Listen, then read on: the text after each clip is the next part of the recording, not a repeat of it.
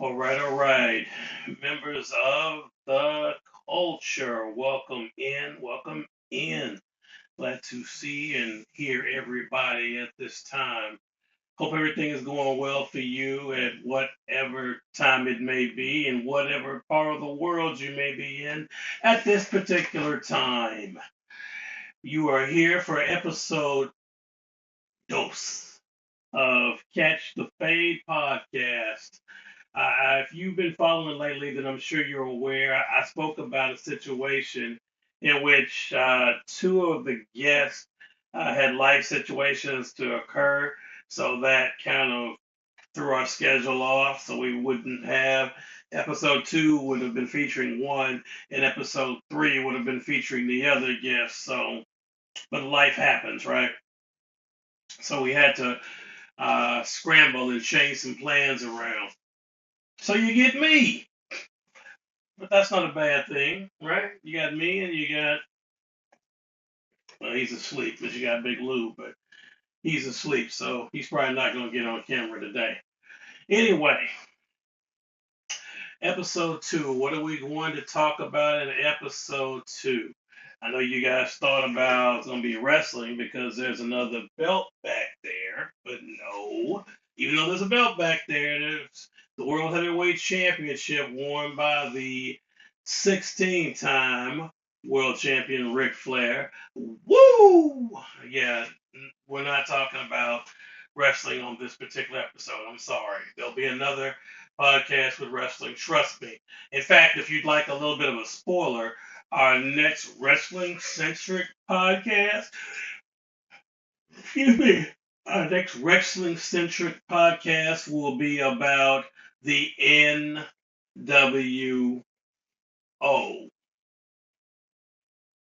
So there's your spoiler. No, no, no, no, folks. What I came to talk to you about in episode two was just collecting, right? Just collecting. I had the pleasure of getting together with one of the groups that I belong to, probably the best group around, Mid South Toy Hunters and Mid South Toy Collectors, because we're in the South area. For those of you that don't know, we're here in Tennessee. And I got together with some guys and gals that are passionate about collecting, and they just have a love for the source material of what other characters that they may be involved in. Let's say they collect Pokemon, well, they're passionate about it.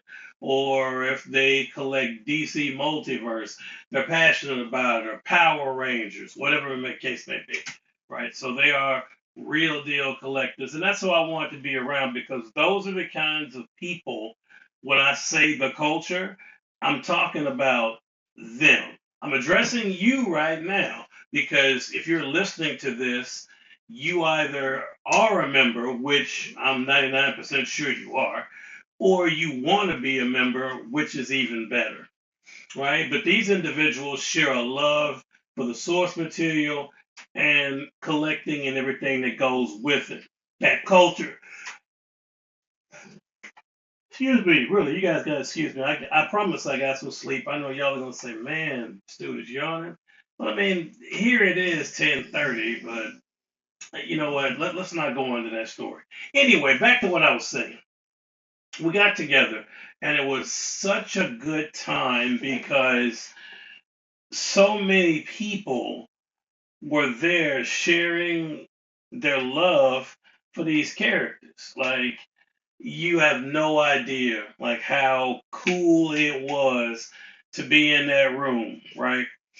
We talked about obviously upcoming movies and everybody has their opinion on Marvel and Blade and don't get me started on that. I don't know if that's canceled as the time of this recording. The rumor is that that's canceled, and I'm really lost on that. How do you mess up a Blade movie with Mahershala Ali? I don't know. Anyway, so we were talking about movies. I mean, you name it, right? And so a topic came up that was really interesting. Well, a bunch of them did, but one of the more interesting topics that everybody seemed to want to weigh in on had to do with, yes, Todd McFarlane and the DC license. I have speculated, and I could be wrong. I don't know everything. I tried to do some research to discover like the origin of DC Direct and who owns it and whatnot, and it's I couldn't get a complete concrete answer. I tried, but I couldn't. Um, I'm guessing, because Todd was tight-lipped. I mean, there's only so much he can say anyway legally, so I get it. But he did say, "I'm not out of the DC business completely." Now, what does that mean? He's not out of the DC business completely. That can mean a bunch of things. Could mean that maybe he makes DC figures that aren't 7 inch. Could mean that he's allowed to do page punchers, but nothing else. So Multiverse will go back to Mattel and they'll do it. We don't know. There's a bunch of possibilities. The reason I raised up Page Punchers is because he's always put those figures out, but if you've been paying attention, he's been launching a lot more Page Punchers lately. I mean, they were always out, but not like this. I know you could attribute it to the fact that, oh, well, he's getting ready to lose the license. Yes, that could be true. But if you know anything in this life, two things can be true at the same time. So he's losing the license, but does that mean he's not able to do page punchers? At the end of the day, folks, the only people in the room that know the terms and conditions of the license are those parties. One being McFarlane Toys, and the other one being Mattel. Obviously, they're the only ones that know. Neither side is going to release too much information until about, I guess, July or August of 2026, when, in the words of Cat Williams, all will be revealed, and we'll find everything out then. But until that happens, we don't know. We can speculate, and that's what we were doing. Because my speculation is that Page Punchers will continue. Todd will make DC figures through there. You've got people jacking trucks for figures. I mean, we know about the latest truck situation and that Supergirl, Superwoman of Tomorrow. I have that figure. Shout out to my man Fisk. And it's a cool figure, but it's a reuse of, I guess, the Catwoman body. And my only issue with figures, I have very few pet peeves, but one of my biggest pet peeves is that ankle. I don't have a figure where I can show you because they don't have it. I mean, they're probably all put up or something. Looking around the room, I know you guys are like, what is he doing?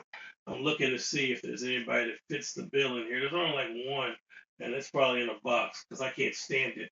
But if you know what I'm talking about, where the ankle of the figure is, obviously this is the NECA Shredder. Such a cool figure. Review up on the channel, by the way. So if you haven't gone to the Great Rough forever and check that out, shame on you. You need to go check that review. But here is the new NECA Holothon Shredder. But if you look at his ankle right here, he doesn't have it. He has a regular ankle, right? But I'm talking about there's a ball right here. Picture the foot, picture a ball being there, and then the ball represents the ankle and it connects onto the leg. Those of you that have been collecting for a while, I'm sure you know what I'm talking about. It's the most annoying thing in the world. It's like once you see it, you can't unsee it. Like it's there, and then it'll just bother you. But anyway, other than that, that's a good figure. So shout out to my man Fist for that. We do have something else coming to the channel. And this is a podcast, but since it's my podcast, I guess technically I could plug my own things. So I mean, who doesn't? But we've got reviews coming. So there's a bunch of reviews up on the channel now. So if you're not looking, shame on you. You need to be checking it out. There's some reviews coming to the channel that just dropped this past week, and this is a new week. And there's three because we've got something new coming in that I can't talk about. I'd like to, but I can't. But just know that once this something, that's what I'm calling it, comes in, we'll be able to talk about it and then we'll be able to review it and everybody will be happy. So what was I saying? So back, let me finish that. Outside of the page punchers debate, and I don't know how you feel. I personally think that that's the way he's going to go. I'm not ashamed to be wrong. You know, I could be wrong. If I am, let me know in the comments. As far as page punchers, you know, that's under the DC Direct label, but that's always to me seemed to have been associated with him, but I don't know. Anyway, it was interesting dialogue around that. That was just a kind of like a way for him to keep DC without I mean, losing multiverse is one thing, but that's a way for him to kind of keep DC, although he won't be doing his normal figures because the page punchers are still 7+ inches anyway, so they're just different. And they're actually some cool figures. So I thought it was odd that he's some of the figures that you would think he'd be releasing under the multiverse label, he's releasing under page punchers. So that's what's kind of fueling the fire a little bit, the speculation. Because if you're losing the license, I mean, you might as well just keep doing the multiverse figures and however many on DC Direct you were going to do until it's time's out. But he's putting in new figures that people have wanted. He's releasing them as page punchers as opposed to multiverse, and so I mean, he is releasing some new multiverse. Obviously, we got more Batman, and we're going to continue to have more Batman. But if anyone's noticing, he's kind of ramping up on that side too, which I thought, I just took notice. I just thought it was odd that he had so many of those starting to go to that side. But yeah, it's just one thing to keep in mind. But we talked about overall the license, him losing it, and whether it was a good or a bad thing. And shockingly, people say, "Well, I don't want to start over." And I'm like, "Well, Mattel's probably not going to do 7 inches, so you are going to have to start over unless the difference in 6 and 7 inch bothers you so much that, and it's fine if it does. I'm not mocking anybody. If that's that bothers you, then yeah, you'll probably have to start over when Mattel re-releases their figures. I don't personally want to do that if I'm being honest with you. Economy is tough enough right now as it is. Uh, for me to go start over, I got a whole bunch of sevens, and now I'm gonna do six. No, I mean I don't know about that one. If they've got something that I don't have or something like that, then yeah, maybe so. But just to start over, like, okay, now I'm gonna get another Fantastic Four. Okay, now I'm gonna go out and get another group of Green Lanterns and Yellow Lanterns, and then I'll do Dark Sides, and then I'll do all my Batman and Superman and Wonder Woman. I don't really want to go down that route again, folks. To be honest with you.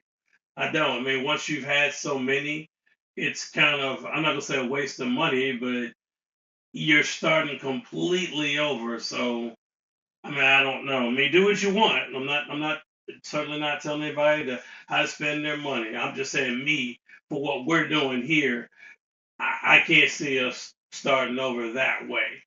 Now, not with figures we already have. If there's something we didn't have and we'll just start a Mattel collection, sure. But to go out and go get a whole new set of Batman and Aquaman and Wonder Woman and Green Lanterns, it took me forever to track down those Green Lanterns back there in the 7 inch, and like that Kyle Rayner 2 pack with Kilowog is chef's kiss. I don't want to start with that. The Batman Bane Nightfall, no, no, we're good right there. we'll see what the future holds. I'm not saying I'm like done collecting, nothing like that. Just saying I would not buy all those figures over in the 6 inch scale.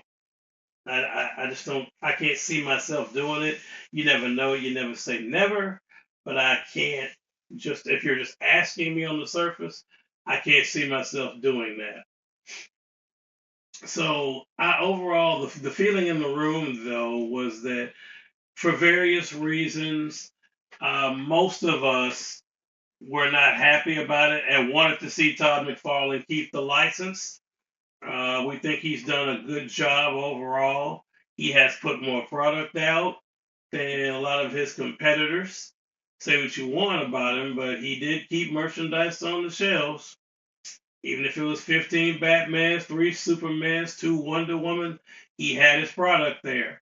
Mattel has good stuff, but they struggle sometimes to keep wrestling figures in stock and Motu in stock.